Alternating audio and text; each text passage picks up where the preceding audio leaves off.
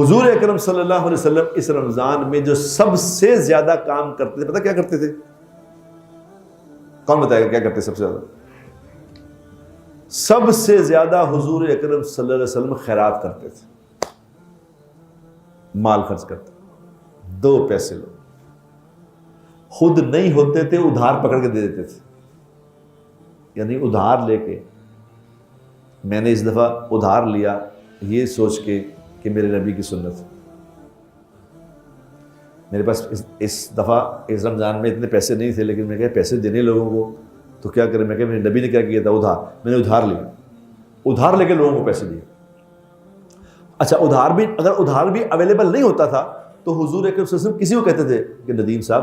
دے انہیں پیسے یار، اور تو اس کو پیسے، اور اس کو دوسروں کو ترغیب دیتے تھے پیسے دینے کی، دوسروں کو سخاوت دوسروں کو کراتے تھے، خود نہیں کر سکتے تھے، جب ادھار بھی نہیں ملتا تھا کسی سے تو لوگوں کو تیار کرتے تھے کہ تم سخاوت کرو، یہ سخاوت کا مہینہ ہے، لگاؤ لوگوں پہ مال، لوگوں بڑے ضرورت مند ہیں۔